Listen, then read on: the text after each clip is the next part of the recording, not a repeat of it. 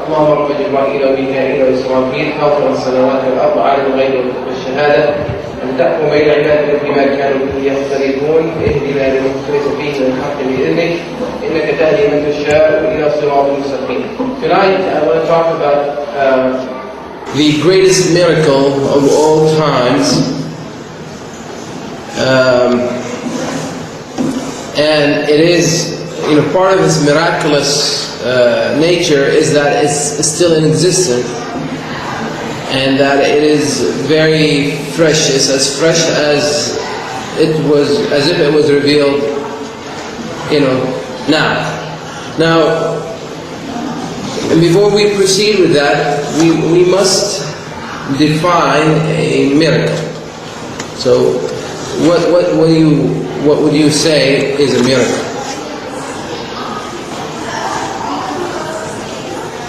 Miracle, which in Arabic we call mu'jiza, it must be defined. What is a miracle? When they say something is miraculous,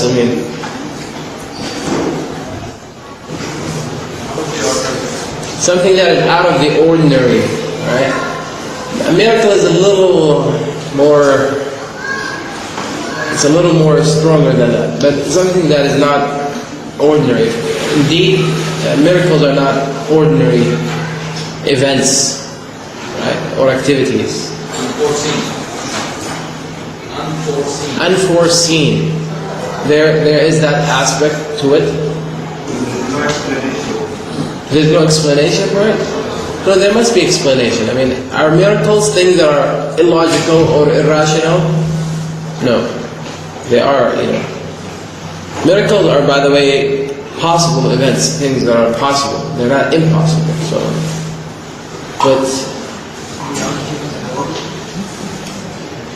Okay. Mu'jiza is, if you take the word mu'jiza in Arabic, mu'jiz means something that causes something to be incapable of, right? Something that, that causes or makes something lose its capacity, or it challenges something, someone's capacity to produce or to match it in any way or fashion.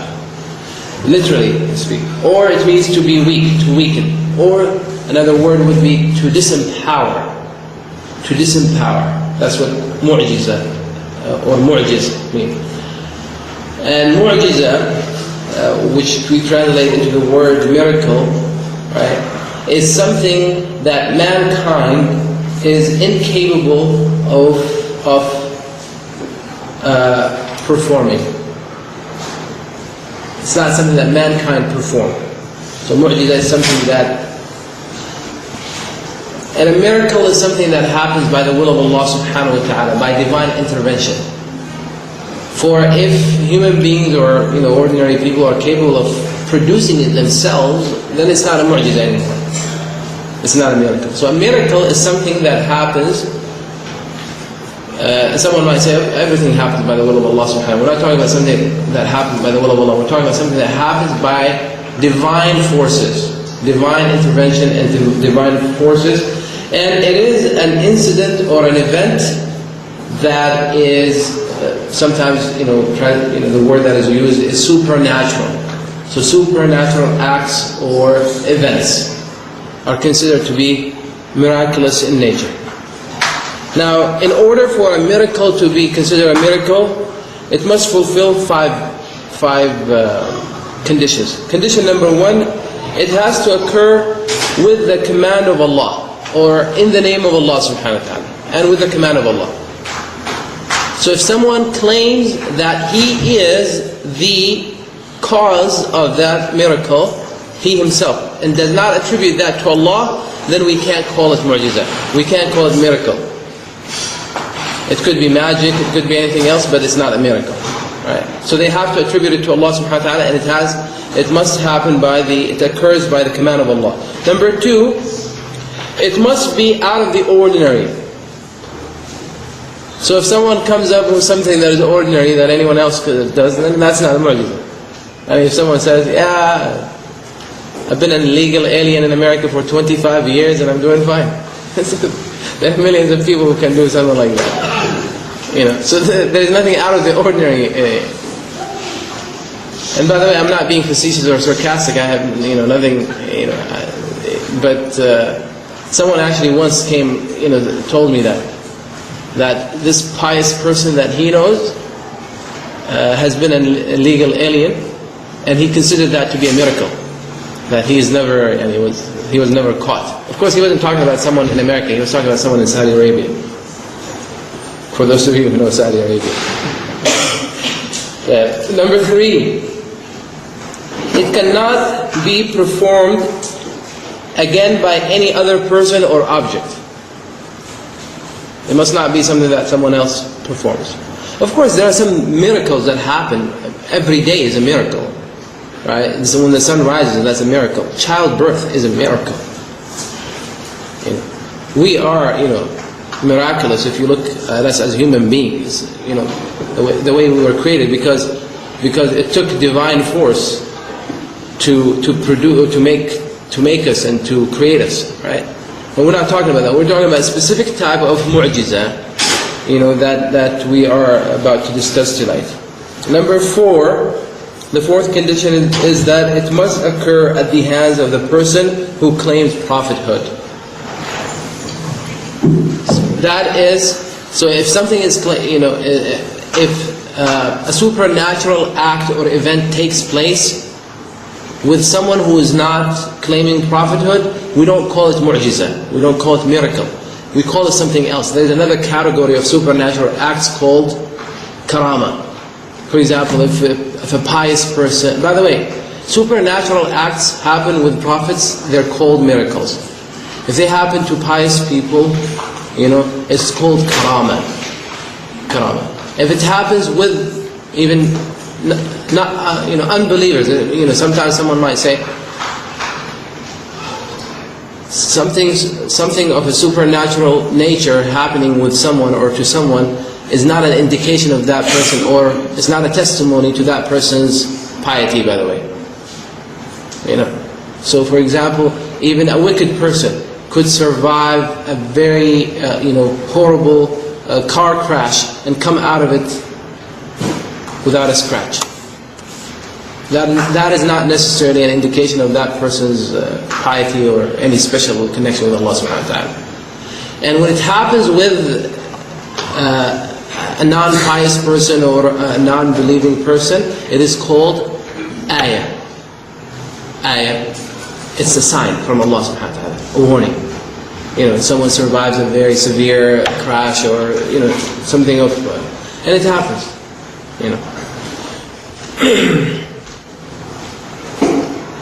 Okay.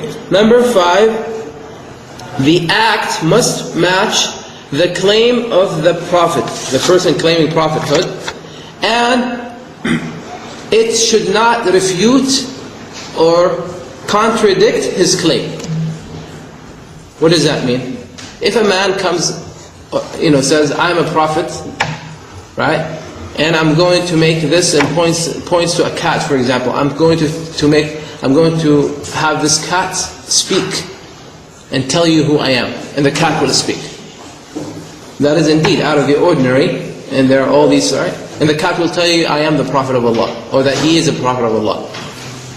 Let's suppose that the cat speaks, but instead of saying that he's a prophet of Allah, it says that this man is an imposter, he's a liar. The cat basically refuted his claim. He cannot come and say, oh, wait a minute, I still made the cat speak. That doesn't work. So if a prophet says that I'm going to do something, or if people request, for example, the people of Thamud, they requested a she-camel. And their prophet said, okay, a she-camel will come. And a she-camel came out of a rock, out of out of nowhere, basically, out of the rock. A she-camel came. That was miraculous. Had there, when they asked for a she-camel to come out, if he produced a male camel or a horse instead, that would have not been a miracle. So it must match the claim. Right?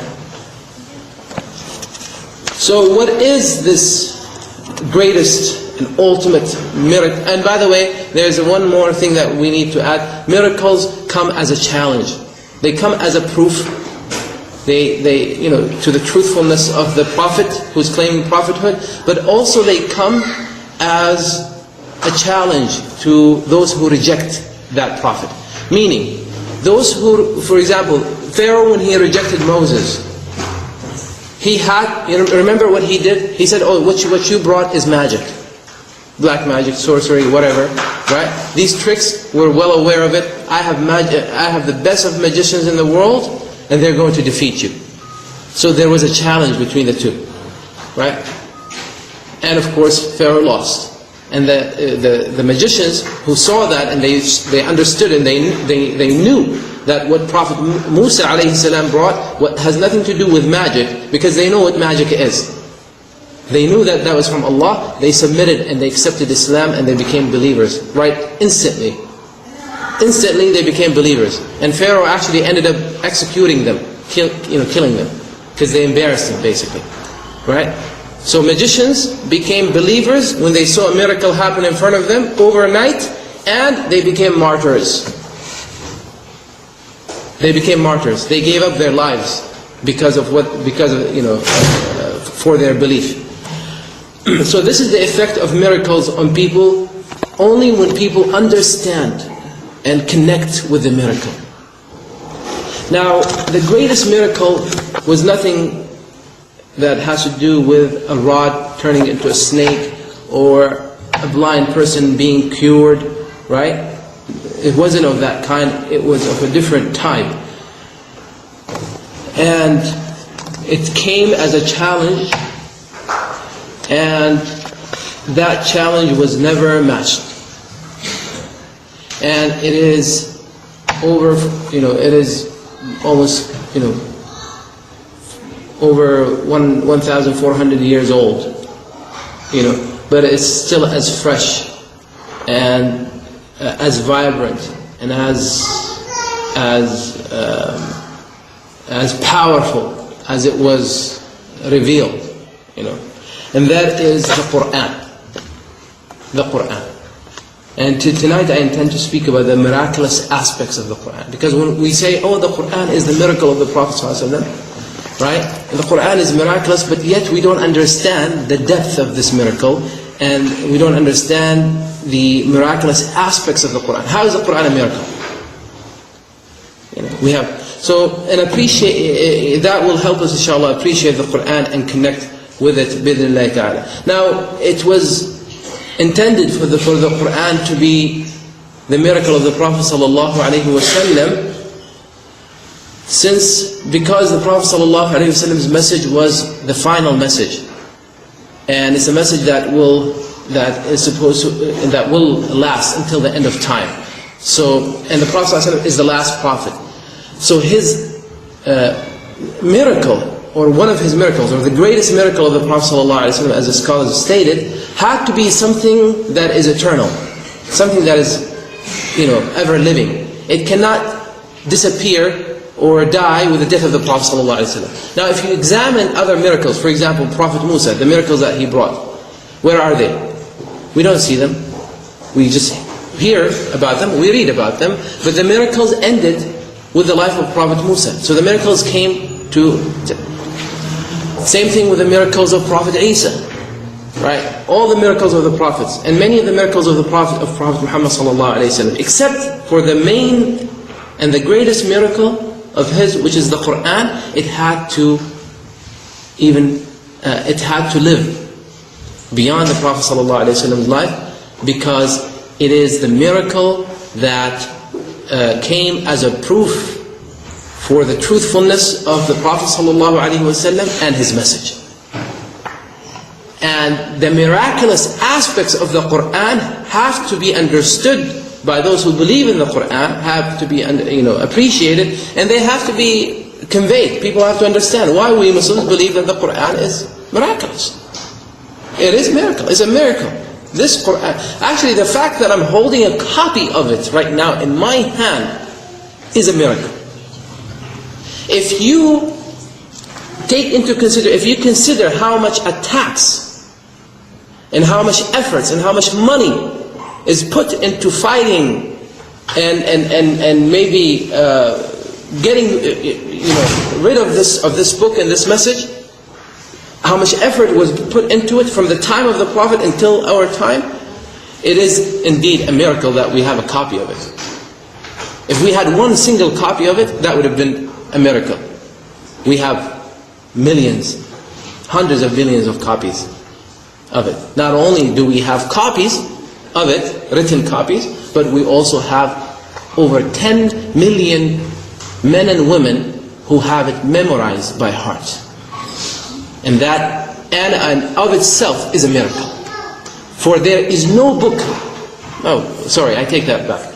I don't think there is a literature of 10 pages, let alone 600 pages. I don't think there is a literature of 6 pages that is memorized by, from one end to another, that is memorized by over 100 people, or maybe, 1,000 people. And definitely there is no book, whether it be divine book or otherwise, that is memorized by 10 people. I doubt that you can find a book that is memorized other than the Quran that is memorized by 10 people, let alone 10 million men and women, most of whom do not speak Arabic. Most of whom do not speak Arabic. Arabic is not their mother tongue, it's not their first language. And the rest of those who speak Arabic, they don't necessarily speak the classical Arabic of the Quran. But when it comes to the Quran, they can read it from one end to another without making a single mistake. I remember one time examining a brother from Pakistan. He was like 12 years old, and his nephew, who is 11, he's only 1 year younger than him. The uncle and the nephew.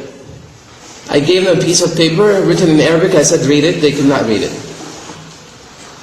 I said, read the Quran. They can read the Quran from one end to another, by heart. They have it memorized. Not a single mistake. If this is not a miracle, what is it? Why? Why is the Quran, all these 10 million people came and conspired and they said, okay, let's do this? No. Who inspired them? Who gave them the ability? Who gave them the passion? Who made it easy for them? Allah, who says in the Quran itself, وَلَقَدْ يَسَّرْنَا الْقُرْآنَ لِلذِّكْرِ. We indeed made the Quran easy to be remembered and memorized. فَهَلْ مِن مُدَّكِرٍ. So is there anyone who would remember? Anyone is interested? Right? So indeed, this is a miracle from Allah subhanahu wa ta'ala. And by the way, I find it to be even, to make the miracle even greater, is that now we have Huffaz, born and raised in the West. We have young brothers and sisters who are born and raised here. Arabic is not their first language. Even the native language of their parents is not their first language. The Arabic of whatever dialect, or Urdu, or whatever language their families speak is not they can't even speak that properly. They're English speaking, born in America, raised here. And we have them now compete in memorizing the Quran. We have a whole generation right now who's interested. I was telling you about my cousin who was born and raised here. His father is from Pakistan. His mother is my mother's youngest sister.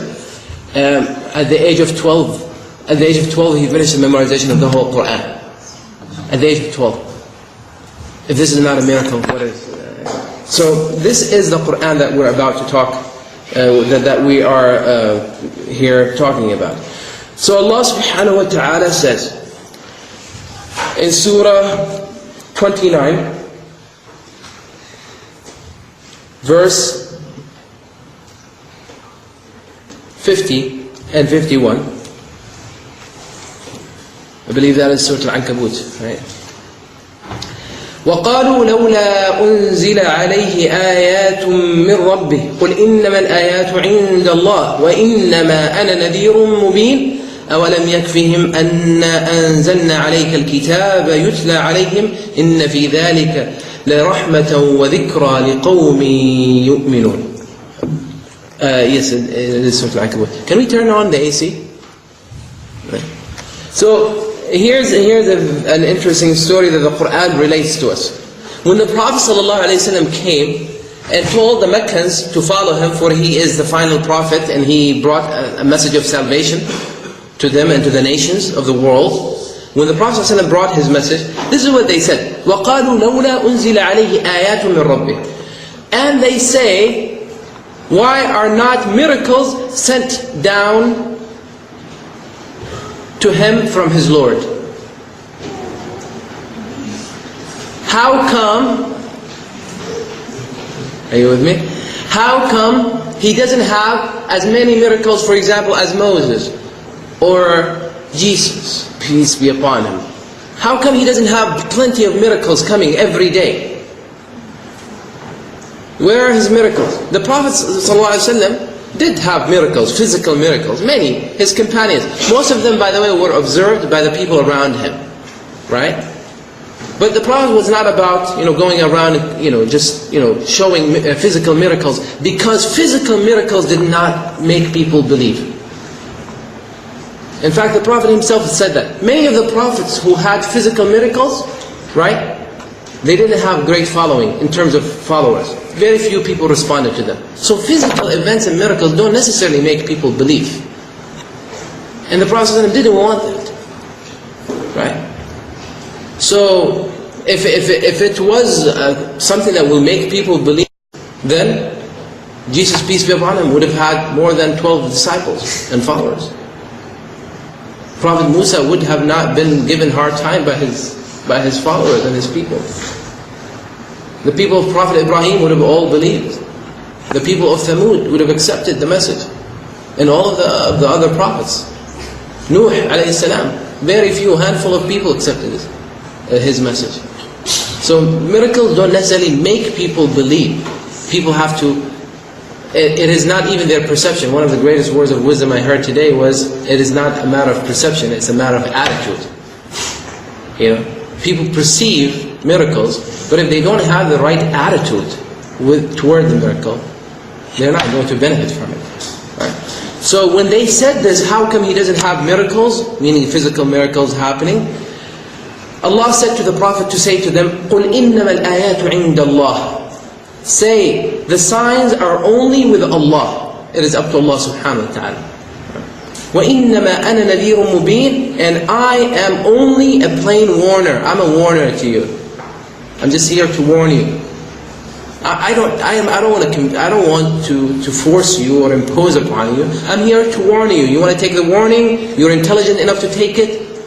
Examine the words, examine the message itself. And then, after establishing that rule, verse 51, Allah says, أَوَلَمْ يَكْفِهِمْ أَنَّا أَنزَلْنَا عَلَيْهِ الْكِتَابَ يُتْلَى عَلَيْهِمْ.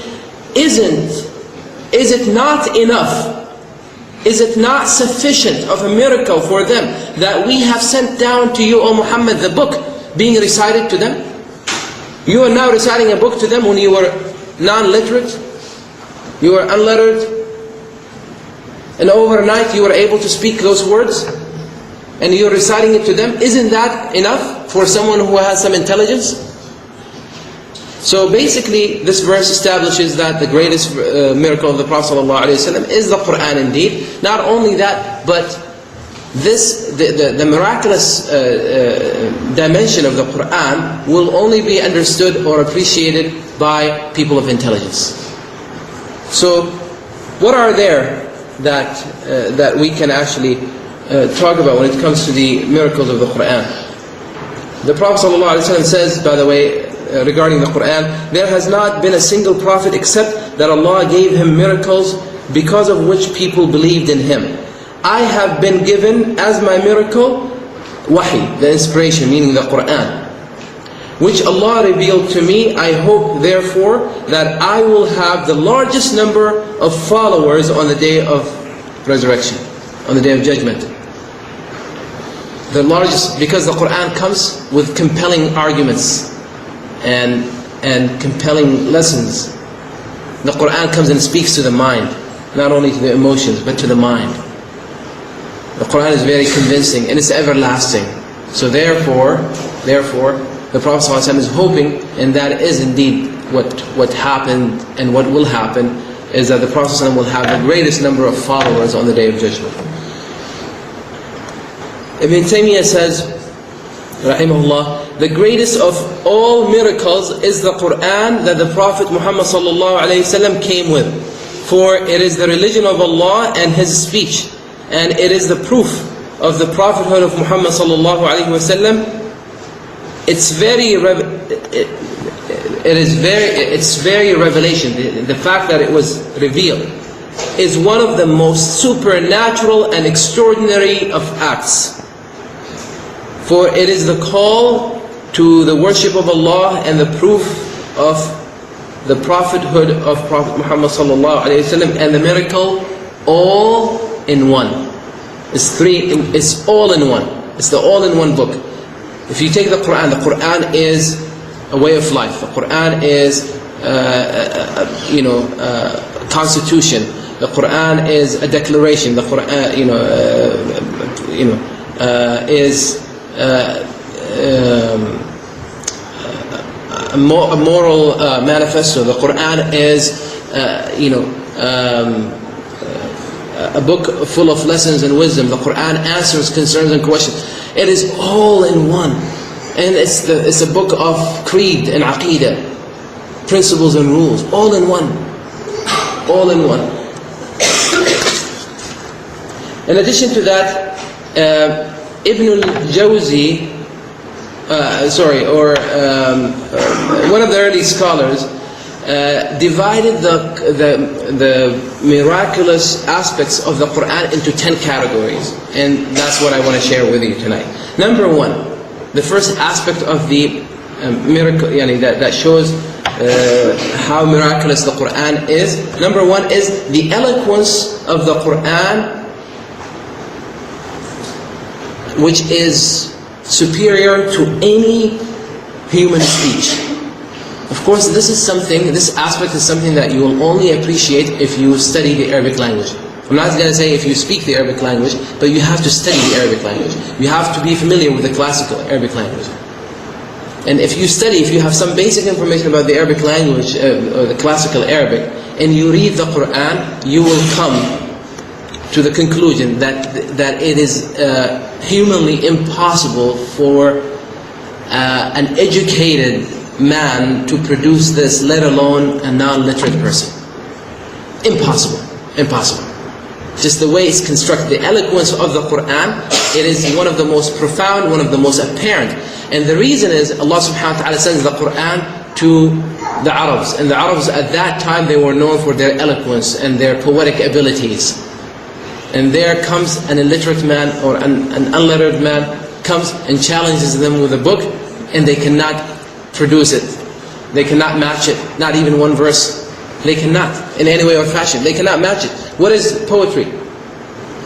What is literature and poetry? It's constructing, putting letters together and then words together and making sentences. Right? They couldn't do that. They couldn't match the Quran. In fact, Al-Walid, who was one of the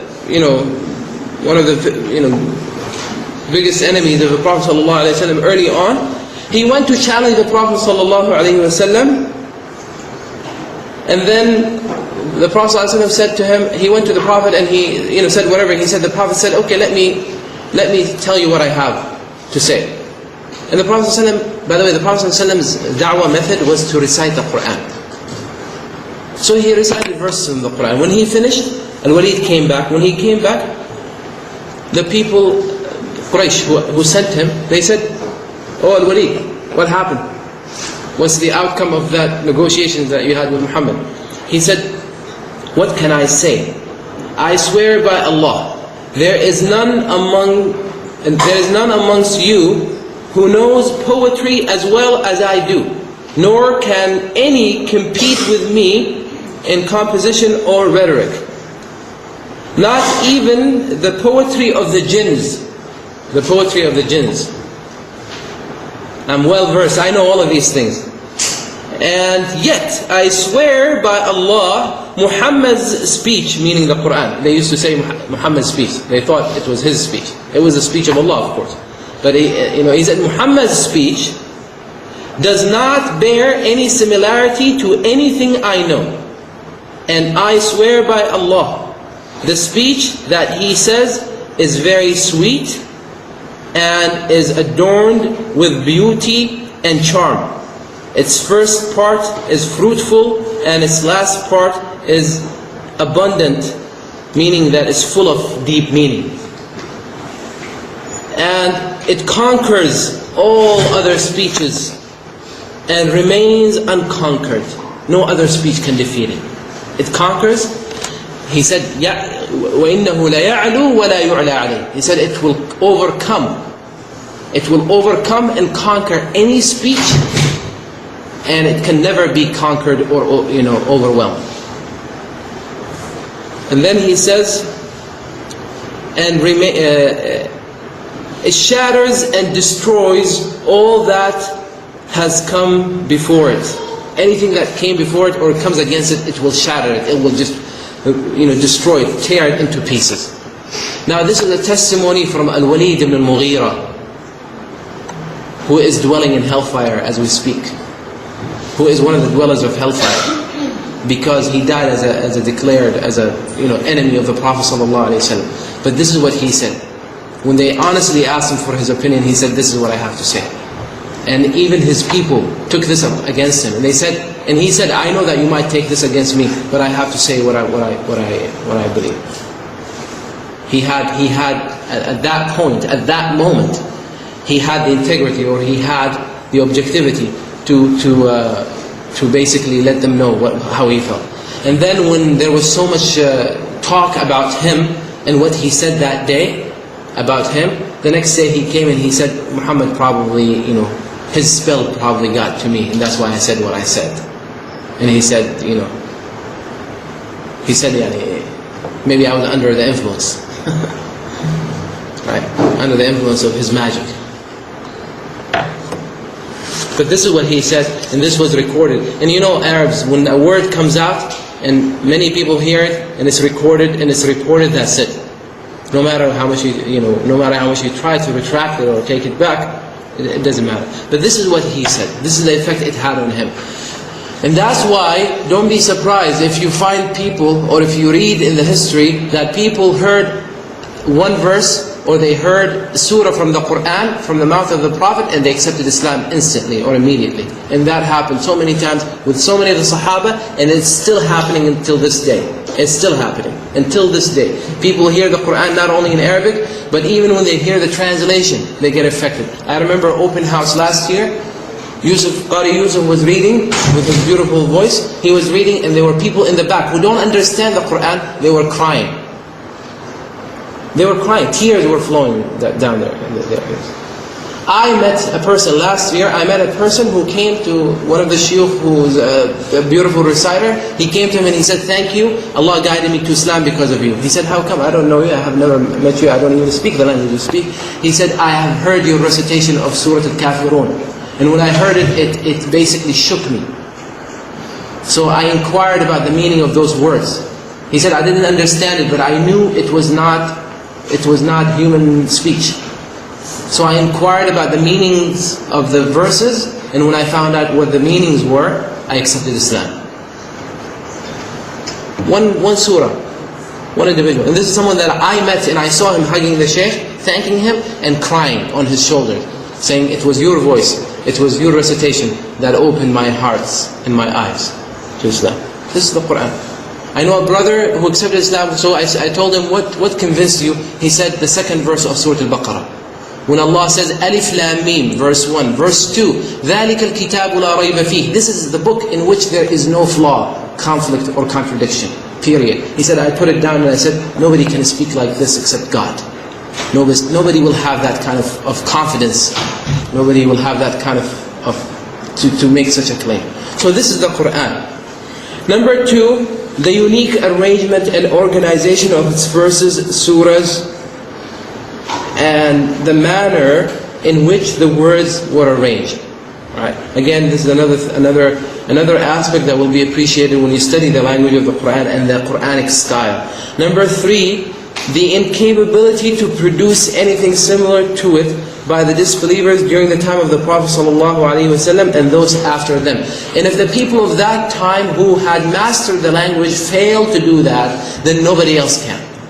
if the people of Quraysh could not, and they had the greatest interest actually to defeat the Prophet ﷺ and get rid of Islam once and for all and not allow it to flourish or grow, they had great interest in doing that. They failed, and they were the masters of the language. So if any human being would have been able to match the Quran, it would have been the people of that time, because they were the masters. They were the ones that produced the 10 greatest poetry in the Arabic language ever. Yet they failed, and if they failed, nobody else. And there has never been an attempt except that it failed. Right. Number 4, the stories and accounts of the nations and prophets of old, since the Prophet ﷺ had no resources to such information. He had no access to this. Those people who come and they say, Muhammad copied the Old Testament. And by the way, one of the reasons I'm doing this is because you're going to hear this. You know, I had some visitors come here and they're like, yeah, the Quran basically repeated the same stories in the Bible. And I'm like, that's very funny, because during the time of the Prophet ﷺ, the Bible was not available, as far as I remember. And the internet was not available also. How did he have access? Very few people. The Bible as we know it, or it was not available. It was not available. Even if the Prophet wanted to copy from it, it wasn't available in the way we know it, as a book. And those who say, and it was so rare, even those parts in those manuscripts, they were so rare. And you know, the oldest of them, they were discovered when? They were buried hundreds of years before the Prophet ﷺ, right? Before his time, and they were discovered recently in the Middle East. So where did he get where did he get the copies? And in addition to that, the manuscripts and the pieces that were available of it, right, were in a language that the Prophet ﷺ did not speak, let alone read. And even if the Bible was available in the Arabic language, the Prophet ﷺ did not have the ability to read or write Arabic, even Arabic. So how did the Prophet ﷺ copy all these stories from the Bible? And why would those stories differ? The Quran, for example, when we talk about the stories of the prophets, it doesn't necessarily agree with all the...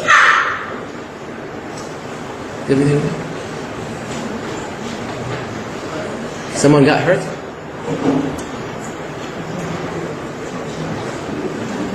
Okay. So the Quran does not necessarily copy word for word. We know that many of the stories of the prophets, and when the Quran comes, the Quran tells us that certain details that you find, for example, in the Old Testament, are rejected by the Quran. Right? In addition to that, what about those prophets that are not in the Bible? And one of the latest additions to this miracle, I don't know if you heard about the Dead Sea Scrolls, right? Okay, but after the Dead Sea Scrolls, right? Recently, in Sinai, I think, in Egypt, a Bedouin discovered, right? Discovered basically same thing, a very similar story to what happened. And when those manuscripts were examined, right? When they did forensic and carbon dating to those manuscripts, they date back 2,000 years, which is what? It puts those documents that were hidden, right? It puts those documents 500 to 600 years before the time of Prophet Muhammad ﷺ. So they were buried 500 years before the time of Prophet Muhammad. Now here's a very interesting part. In those manuscripts, there are stories and passages that are officially banned from the Bible. They are officially banned from the Bible.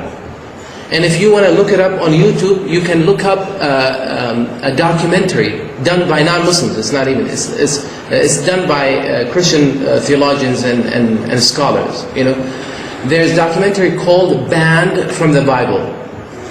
One of those stories in those manuscripts that are banned from the Bible has to do with Prophet Sulaiman. It has to do with Prophet Sulaiman. And what those manuscripts say about Prophet Sulaiman are not in the Old Testament. In the Old Testament, as we know it now, the official copy of the Bible does not accept those stories. But those stories are almost identical to what is in the Quran, of how Sulaiman had power over the jinns, and how the jinns were subjugated for him, and how the jinns used to work for him and build things and do things, just exactly as the Quran says. Now, if Prophet Muhammad copied from the early scholars, from the early Christian or Jewish scholars, he would have agreed with them. He would have not said something that contradicts them. That 1400 or 1500 years later is proven by manuscripts that they have of their Old Testament. In addition to all of this, you know what I tell them when they say, yeah, it is similar? I say that if anything, that is a testimony that the Prophet ﷺ is a messenger from Allah, and that he's truthful. Because he said and told us, and the Quran said, that his message came from the same source of the Old Testament, from the same source of the Torah and the Injil. And the Quran came to reaffirm and confirm what is in the Torah and the Injil, the original Torah and Injil. He didn't say, the Prophet never claimed that he's going to bring something unique, and something different, and something that was never, said or done before. No, he said, I am, right? So if anything, if that proves that the Quran, the Bible, the Injil, the Gospel, the Injil, and the Torah, came from the same source, which is Allah subhanahu wa ta'ala. And by the way, this meaning, this concept was understood by Najashi, the Nugus, the king of Abyssinia. When he heard the Sahaba, when the Sahaba recited Surah Maryam, the story of Mary and the birth of Jesus to him, you know what he said? He said, what you have uttered, what you have spoken right now, and what Jesus brought came from the same source. Because he saw the resemblance and the similarities. Right? And this is indeed one of the miracles of the Quran. Number 5, the predictions which occurred in the Quran and which later came to be true. The Quran came and told, for example, one famous incident is where there was a battle a war that took place between the Byzantines and the Persians. The Byzantines and the Persians in the northern parts of the Arabian Peninsula were the two superpowers fighting over territories and wanting to dominate or control the Arabian Peninsula, right? But the Byzantine Empire, was basically, the Byzantine Empire covered areas from what we now know as Jordan, Syria, Sham region, that entire, and Egypt, the northern parts of the northern parts of the Arabian Peninsula, along with Turkey and all of that area. Right, the western side. The east, the Persian Empire, were basically the mighty Persian Empire was in control of the east. Parts of Iraq, like good portions of Iraq and Iran and all of that was under their control. And those two superpowers were always fighting. They engaged in wars. Now, it was very common that the Romans will always the Byzantines were supported by the Roman. They're basically one of the, they were part of the Roman Empire, right? And we know that the Roman Empire and the Persian Empire fought. And the Persian Empire also, fought with many other empires in Europe. But basically, what was most common was that the Romans will win most of the battles. But here's what happened. There was a point where, during the time of the Prophet ﷺ, there was a war, and the Romans lost. They suffered a miserable defeat at the hands of the Persians. Now this happens hundreds of miles away from Mecca. And back then there were no mass media, there was no internet, no DSL, no fast access, nothing, no cell phones, nothing. But there was wahi, which is faster, right, and greater than any of those means of communication. There was wahi. And the only person that has access to wahy was Prophet Muhammad ﷺ. So the Meccans are sitting waiting for the news from the battlefield to see what kind of changes will occur in the political climate in the area. And the battle is not over yet. But as soon as the Romans were defeated, as soon as they lost the battle, of course for the news to travel, it would take at least 3 days for people to bring the news. As soon as their defeat took place, Allah revealed to the Prophet ﷺ the first part of Surah Al-Rum. And Al-Rum is the Arabic word for Romans. Alif Lam Mim. غُلِبَتِ الرُّومُ فِي أَدْنَى الْأَرْضِ وَهُمْ مِنْ بَعْدِ غَلَبِهِمْ سَيَغْلِبُونَ فِي بِضْعِ سِنِينَ لِلَّهِ الْأَمْرُ مِنْ قَبْلُ وَمِنْ بَعْدِ وَيَوْمَئِذٍ يَفْرَحُ الْمُؤْمِنُونَ بِنَصْرِ اللَّهِ يَنْصُرُ مَنْ يَشَاءُ. These verses were revealed to the Prophet. So the Prophet recited them. And the Sahaba were so excited and thrilled. Abu Bakr radiallahu anhu was so excited. And the news traveled through Mecca. The Meccans thought that they finally got Muhammad. Oh, look at him, he's making this kind of prediction. Who said? The Romans were expected to, by the way, they were expected to win. They were at a better position, but they lost. So they said Muhammad is saying that the Romans lost. And that they will retaliate and that they will defeat the Persians in another battle in a few years. Where did he bring this news from? And they were making fun of the Prophet ﷺ while Abu Bakr was challenging them and he was betting with them. He said, I will bet money. Anyone. He was betting because he knew that whatever the Prophet said is true and it will happen. This is before, of course, betting became haram. I don't want anyone to say. But Abu Bakr was betting with them. To him it was an opportunity to prove that he wasn't interested in the money. But Abu Bakr would bet his money on it. Then 3 days later, the news comes to Mecca. Romans were defeated. The Persians won. So the first part, came true. The Meccans said, oh, okay, that was just a guess. But the verses, the Quranic verses, made a statement. They said, Allah said, وَهُمْ مِنْ بَعْدِ غَلَبِهِمْ, that the Romans, after their defeat, they will be able to win another battle. They will be able to retaliate and get their revenge. When? How soon? فِي بِضْعِ سِنِينَ. بِضْع means few years, several years. بِضْع is a number in Arabic, anywhere from 3 to 9. So from within 3 to 9 years, the Quran basically said, and to the Meccans, that was a prediction made by Muhammad, from within 3 to 9 years, the Romans will be able to gather their forces and defeat the Persians.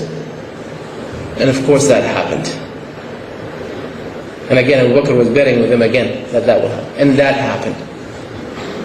And Allah subhanahu wa ta'ala said, and the believers will be happy when that happens. And the Muslims were indeed happy when the Romans defeated the Persians, because it was a proof. Not only that, because the Meccans used to side with the Meccans were pagans.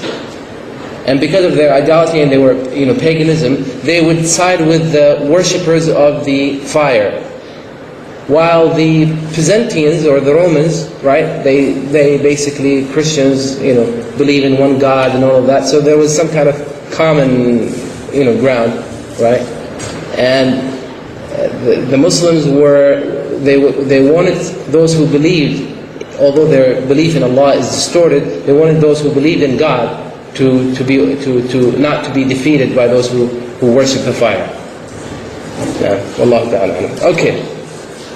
So that is an example of it, and many other things, of course. Number 6, the names and attributes of Allah subhanahu wa ta'ala in the Quran, and how they complement one another, and how the creed that the Quran sets, very clear, solid, no contradiction, no conflicts, not even a single one.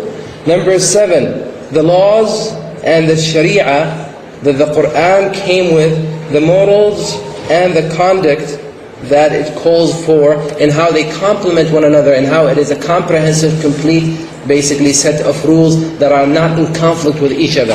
No person, no human being can write a document in which he doesn't contradict himself or contradict his opinions. But the Quran comes up with a set of rules that are they're in harmony, they complement. Even those rules that are, that came in a gradual manner, they complement one another. They're not in conflict with one another. Number 8, the fact that it has been protected and remained unchanged over such a long period of time, despite the fact that all other religious books have been distorted or changed. The Quran is the only one that survived. No changes, no alteration, nothing. And we're not talking about of course someone might come and say, wait a minute, but the tashkil, the dots were not there. Yeah, that has nothing to do. The Quran was not revealed, written to the Prophet. It was revealed, spoken. And the spoken word has not changed. The spoken word is still there. It is still recited today the same way it was recited during the time of the Prophet ﷺ, with tajweed. And we still have people taking interest and spending years studying the proper recitation of the Quran of the Prophet ﷺ. And it is not only recited in one style, but in 10 complete different ways or styles of recitation. And that knowledge and that science, which is very sophisticated, is preserved, and we have people who are specialized in it. In fact, those people have a connected chain to the Prophet, which is, by the way, another miracle. 2 months ago, I was in New Jersey. I may have told you this. I was visiting a brother from India who's an engineer. He works for GE. He works for GE. And on the wall of the living room, I noticed an ijaza. An ijaza, basically, I have told you about this. An ijaza is a piece of paper. It's a document ijaza means certificate. It's a document where a person certifies his or her student with the recitation of the Quran according to one of the 10 qira'at. And the person, the shaykh or the teacher who's certifying the student, will state where he got his certificate and his ijaza from. And he will state the name of the shaykh of his shaykh, the name of the shaykh of the shaykh, and it keeps going like this. So he will mention the whole chain of reporters and scholars, all the way to the Prophet ﷺ, and then to Jibreel, and then to Allah al-Mahfuz, and to Allah subhanahu wa ta'ala. So it is a chain of reporters. It's a noble, honorable chain of reporters that connects this individual who is certified with Allah through all these amazing people, through the Prophet, Jibreel, and then Allah subhanahu wa ta'ala. Beautiful document. When you read it, your heart starts, like racing, and you start basically when you start reading, especially when you come across names of great scholars that we heard about and we read about. And this individual has a connected chain to those individuals. So basically, and so I asked the brother, I said, where did you get this from? He said, my daughter. His daughter, born and raised here in America, right? Her parents came from India a long time ago, and she's born and raised here, somehow developed this passion and urge to memorize the Quran and recite it properly, correct her recitation. And then she heard about this sheikh in Syria, who has one of the shortest chains connecting him to the Prophet. So she goes to Syria for a few months or for a year or something, and studies under him. And then when she perfected her recitation, he gave her that certificate, in which he states that she is now certified. And certified means that she can teach and she can certify, right? Based on what he was based on the certification that he got from his sheikh, and then he names the sheikh of his sheikh, and he names all these people. So we know our sources. This and of itself is a miracle. You go to any other so-called divine book, you open it, it will say author unknown. And if it mentions the name of an author, that person could be a fictitious personality. We don't even know who that person is. The Bible of Luke, who's Luke? We don't even know his real name. We don't know the name of his father. We know the name of each and every single person who is involved in these chains. And how many of these kind of chains do we have in the world now? Literally hundreds of millions. Hundreds of millions. If not hundreds of thousands, then and if not tens of thousands, then hundreds of millions. Chains like that. All over the world. All of these people reporting the same thing. Because when you have all these chains, you should have some kind of conflict, contradiction. But they all report the same thing. They all go back to the same source. This must be a miracle. Number 9, the ease by which it is memorized, and this is known by experience and observation, but also it is known when we, as I mentioned earlier, when you have over 10 million men and women in the world memorizing the Quran, most of them don't speak Arabic, and some of them are as young as like 3 and 4 year old. This must be a miracle. And some of the oldest people, I know of a sister who started memorizing the Quran at the age of 70. After she raised her kids and her grandchildren, she wanted to do something for her. So she said, I'm going to start memorizing the Quran. They told her, oh, you're very old, your memory is not going to help you. She said, I will try, Allah subhanahu wa ta'ala will bless me. She finished the memorization of the Quran in 10 years. It took her 10 years. At the age of 80, she finished. At the age of 82, she passed away, rahmatullahi alayha. May Allah give her mercy. She passed away while making salah in her sujood. She was praying during the night, she passed away in her sujood. 10 years, day in, day out, every single day she will memorize small portions of the Quran and then revise whatever she memorized before. It took her 10 years, but she finished the memorization of the Quran. Number 10, the deep meanings that are present in it in the Quran, and the fact that the reader never tires of reading the Quran, no matter how many times he has heard it or read it. No matter how many times you hear the Quran or you read it, you never get bored. And subhanallah, you may hear or read the same surah over and over again, and many times, depending on the level of your awareness and how connected you are at the moment. Subhanallah, you may hear a surah so many times, and then all of a sudden one day, after years, or sometimes after tens of years, after 20 and 30 years of reading the surah and knowing it, one day a verse from the surah hits you. And then it opens your eyes and you go like, oh, this is what it means. And it becomes news to you. You're like, oh, I never paid attention to this. I have never looked at it this way. I remember, a brother one time who converted to Islam, came and he said, he made a comment. And I said, where did he get that from? Where did he get that deep meaning from? He said, from the Quran. I said, from where? Then he basically quotes a verse from the Quran, which I memorized maybe when I was 6 or 7. I know it.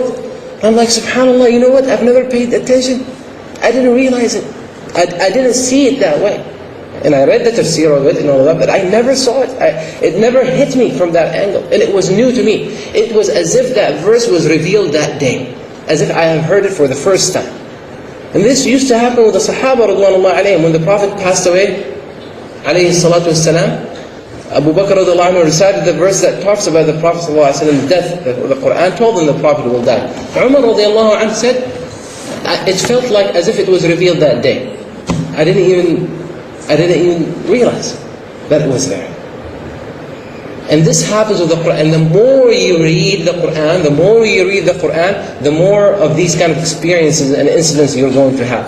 And I bet you, go ahead and try to read the Quran and read the meaning and the tafsir of the Quran and see. You will be amazed. You will be amazed. So this is indeed the greatest miracle of all times, the Quran, the Book of Allah. Now that we have this miracle and we have access to it, what are we going to do about it? How are we going to relate to it? How are we going to represent? And how are we going to present this book? Because we are the ones who present the Quran and we represent the Quran. Because people judge the Quran or look at the Quran or examine the Quran through our conduct and our behavior. The Prophet ﷺ's conduct was consistent with the Quran, and that's why Aisha radiallahu anha said that his character was of the Quran. So this is the responsibility that we have. Our actions have to be as miraculous as the Quran. Our self-control, our conduct, our behavior, our lifestyle should be as unique and as miraculous and as powerful as the Quran. I ask Allah to make us of those who listen and follow the best of what they listen to. If anyone has a comment or question, I'll be more than happy, inshallah, to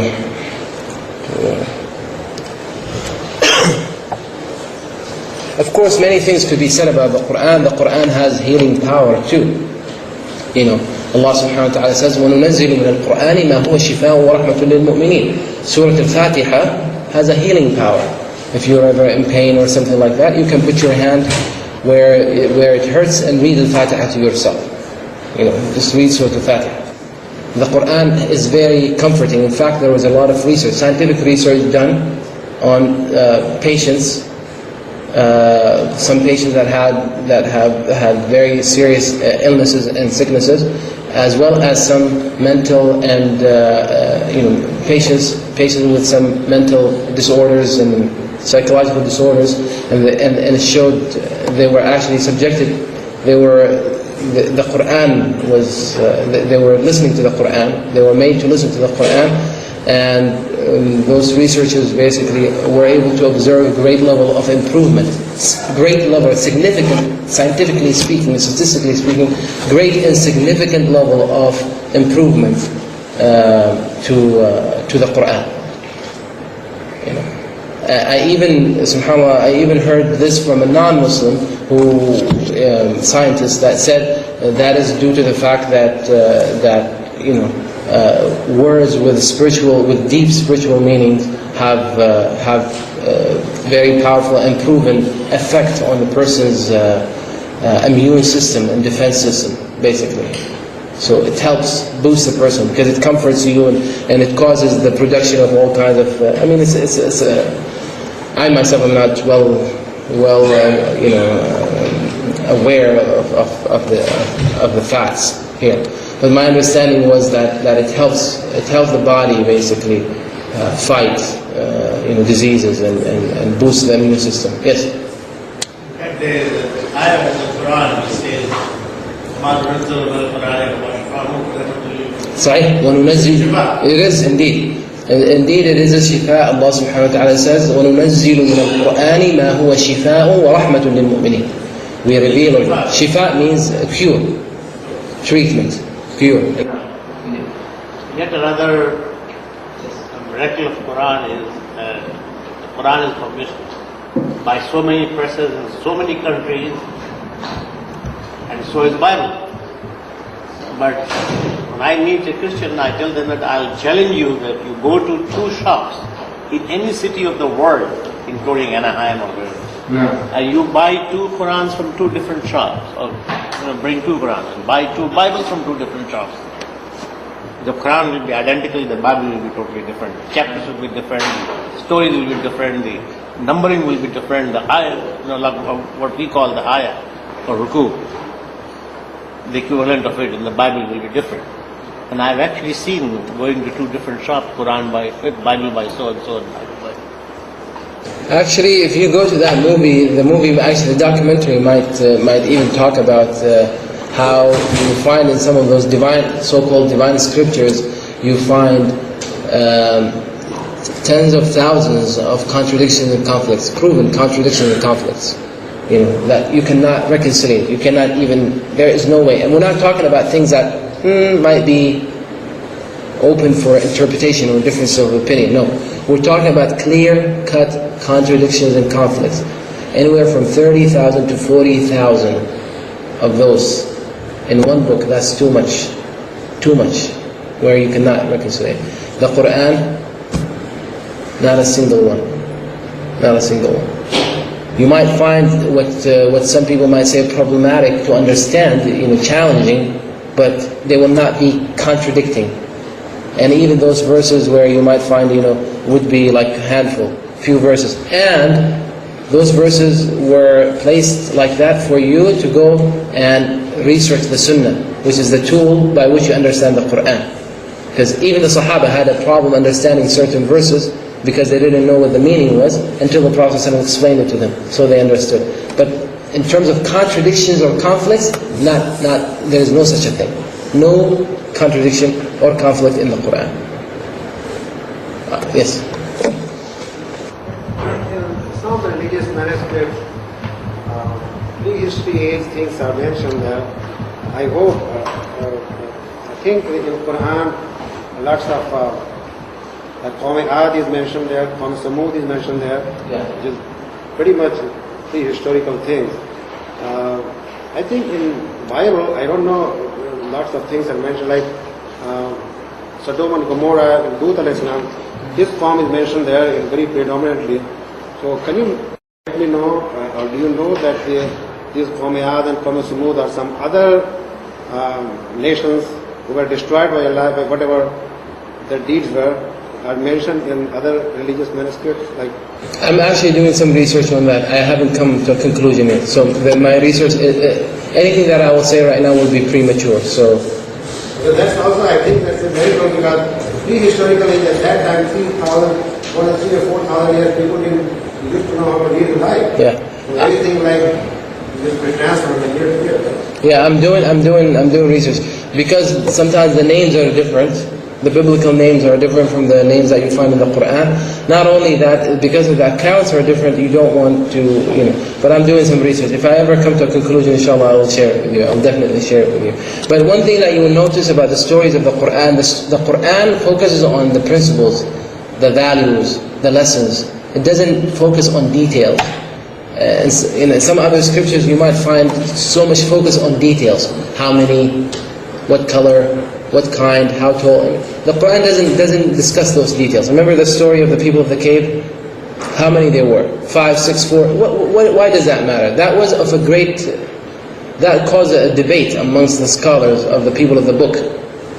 When the Quran came and those verses were revealed to the Prophet ﷺ was told by Allah, they will say and they will debate with you over how many they were. Don't bother yourself with that. Has nothing, or the dog that they had. Even the dog, the dog that was with the people of the cave, there was a discussion amongst the early scholars of the people of the book as to what kind of dog it was, or what kind of breed it was, or what color. Why is that relevant?